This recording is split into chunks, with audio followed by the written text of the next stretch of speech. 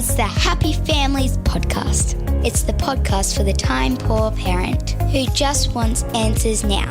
The content of today's podcast may not be suitable for younger listeners. We advise parental discretion. There's nothing explicit about what we're talking about, but it is one of those sensitive topics. Hello, my name is Dr. Justin Coulson. I'm here with my wife, mum to our 6 kids, 6 daughters. Kylie, Mrs. Happy Families. Kylie, the Australian internet has gone wild a couple of weeks ago on news.com.au, following up from an explosive story about a man on the Gold Coast who was upset that women are walking around not wearing enough clothing, especially when they're at the beach. The following appeared at news.com.au from a mum who doesn't like what's happening at Wet n Wild. She said, I took my kids to Wet n Wild recently and there were a lot of women and girls, tween and teens, wearing G-string swimwear, even a few wearing micro swimwear, the mother wrote. I have these types of swimwear and I wear them often in my own pool. I am far from a prude and this is not a case of jealousy. However, I am curious as to what the general consensus is on wearing this at a family theme park, particularly in the kids' pool area. It's not that I don't like it, it's just I don't feel like it's an appropriate place for it. Would it be okay if a man was to wear this at the same park? Is this a case of just look the other way and deal with it? Okay, so the first thing I'm going to say is no, it would not be okay if a man wore it. If a guy was wearing a fully G-string, up your bum kind of bikini, mankini kind of thing at Wet n Wild or in any public place. Itsy Bitsy. An itsy bitsy teeny weeny. Any DT. Whatever. Yeah, like there would be phone calls made. I would guarantee if a bloke wore something where if he bent over you could see far too much, there would be requests for him to change or leave the park. We have certain standards and this would not, it just would not fly in that circumstance. At the beach, probably get away with it. No one's going to call the lifeguards and force the lifeguards into a challenging situation. They have no power anyway. But at a family water fun park, I think this is going to cause an absolute furore. Anyway, we asked what you think. And how do I say this? You didn't disappoint. We had nearly 1,000 comments on this post. Explosive. It was explosive. Opinion was divided. Amanda said this. If you don't like it, don't look. Children don't care about what others are wearing unless you make it a thing. They learn from us. Everyone should have the freedom and choice to wear what they want. Last time I checked, it wasn't the 1920s. Sounds like a typical Karen to me. There were heaps of people who made comments similar to this. Yeah, I mean, we don't live in Afghanistan, and the general consensus from people who were on the side of Amanda was people should be allowed to wear what we want. I want to question, though, her comment about the fact that children don't care. I think kids do care. I think kids do care, and I think that they take in a lot more than we as parents often think. Yeah, kids notice this stuff. It depends on their age. It depends on what we've taught them as well, but kids notice this stuff. This is what Alex had to say about the topic. I think it's a case of TMI. Too much information. Too much bum and other private parts on public display. I'm not interested in seeing anyone's bare bums, male or female, at the beach. And we definitely shouldn't be sexualising kids with this kind of swimwear. So this issue of sexualisation and child safety is, for me, probably the biggest issue out of all of this. There's a bit of a double standard that goes on in terms of saying individual rights, individual freedom, but we've got to teach our kids to be protected. It's a really tricky thing. Last week on the podcast, we actually had a discussion about the New York Times investigation into mums who run their kids' influencer accounts on social media. Yeah. So we've got parents who are encouraging some really dangerous behaviour online, yeah. And then we're trying to protect them from Mary Poppins and the usage of Hottentots. Hottentots, it's not okay. And I think this is what's going on here. We're making big issues of little things and making things really confusing for our kids.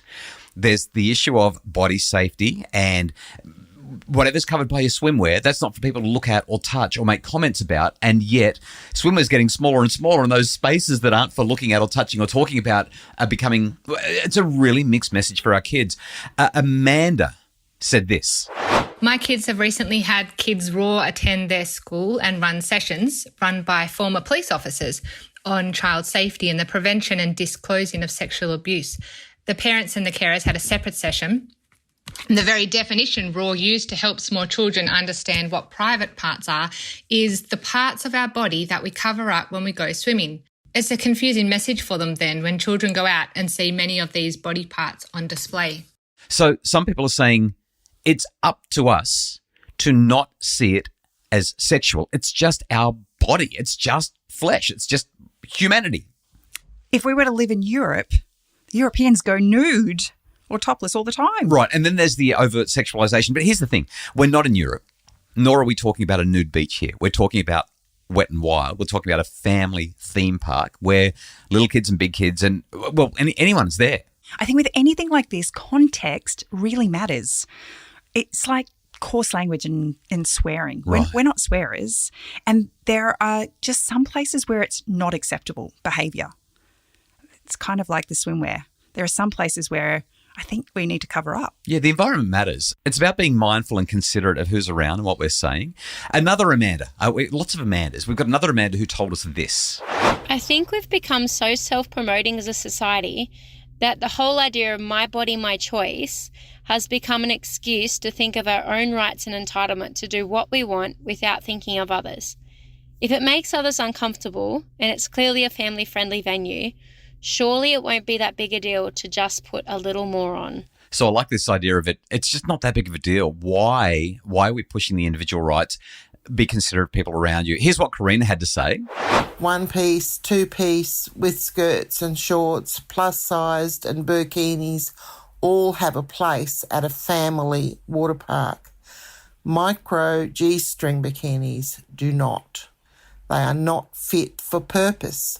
They are much like attempting to wear thongs on a construction site. So for our American listeners, in Australia, thongs are actually flip-flops. Flip-flops, okay? Otherwise, this could be a very confusing conversation. Thongs are flip-flops because in America, thongs are, well, thongs. I loved this one from Anne.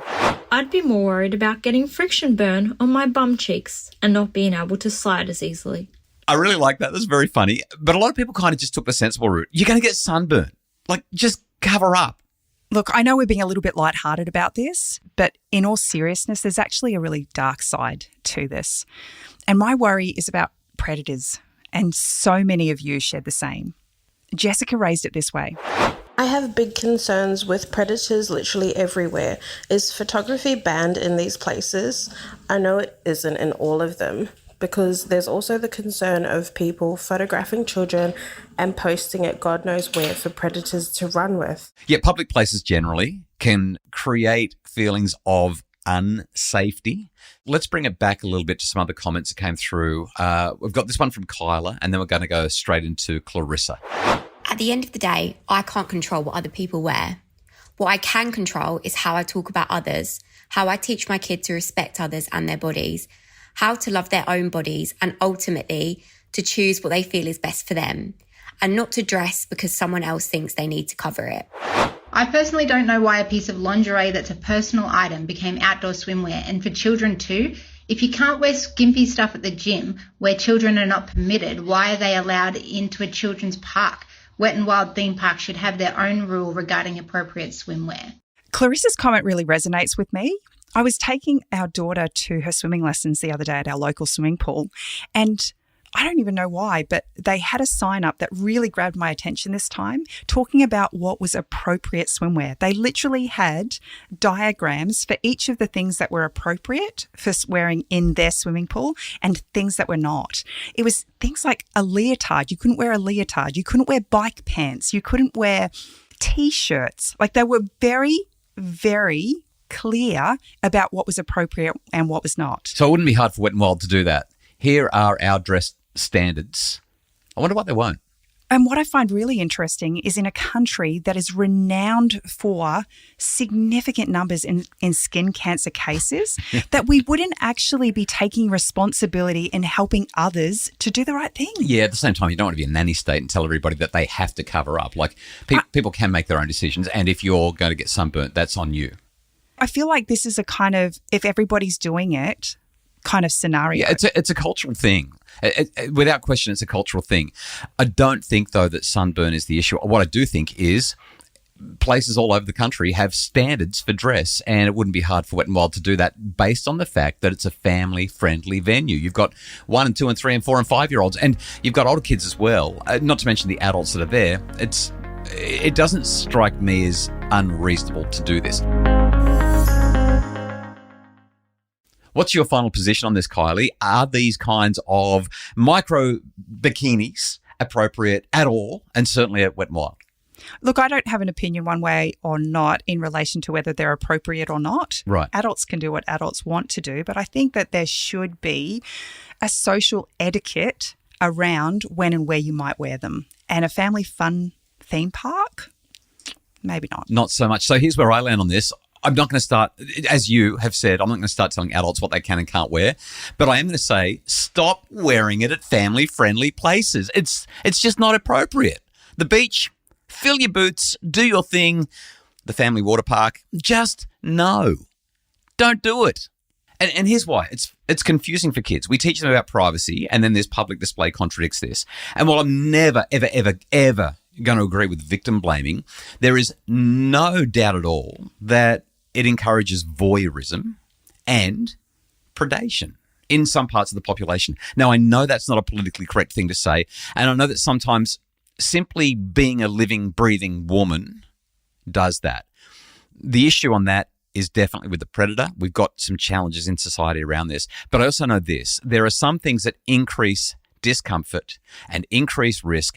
It might be politically correct, but it's also real life. We don't live in a perfect world. Once you wear something in public, you lose the choice about who gets to see you dressed that way. And while nothing legitimizes poor behavior on another person's part, sometimes people are going to do the wrong thing. So for the your body, your choice crowd, this is what I've got to say. Context matters. It's just not the right place for it. So stop being selfish. This is peak individualism. Sometimes I wish we were a little bit more Asian, a bit more collectivist, working for the common good rather than our own elevation, our own status. We just are so individualistic, and I think that it's to the detriment of our community and the detriment of our kids. Two last really quick points. First up, on our last trip to Wet n Wild, I was actually uncomfortable.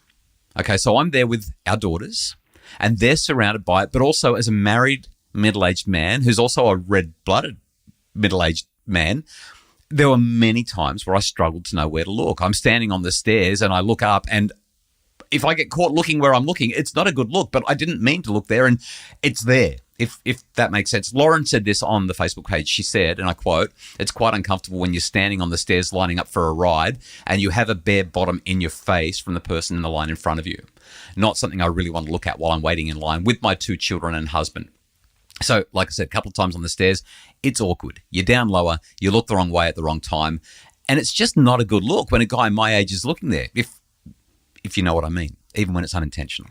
But the reality is when you've got extremes in any kind of fashion, it draws attention. Right. Regardless of what your intent is, your eye naturally is drawn to the extreme. Yeah, it is. It is. You can't deny that. You're just going to see this stuff. And finally, my last point is there is a double standard. If it was a guy, he'd be kicked out. He'd be told to put something on or he'd be kicked out. So I guess if we were to wrap this up, this is really just a reminder to parents that this is the world we live in.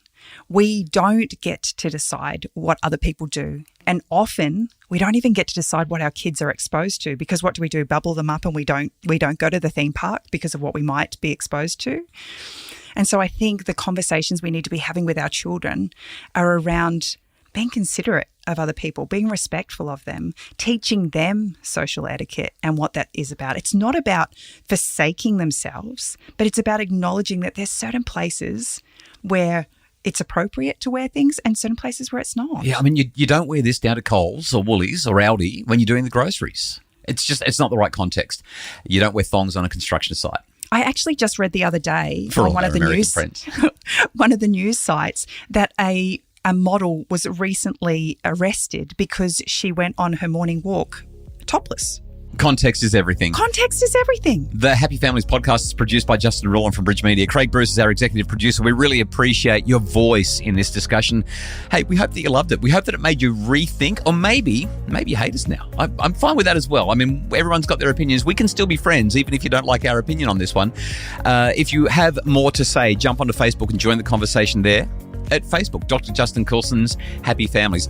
We're back with more tomorrow, more controversy, more excitement. Tomorrow, we're talking about an 11-year-old who loves makeup, loves doing crazy colourful eyeshadow, and wants her own YouTube channel. Is it a good idea or a bad idea? Find out tomorrow with us on the Happy Families podcast.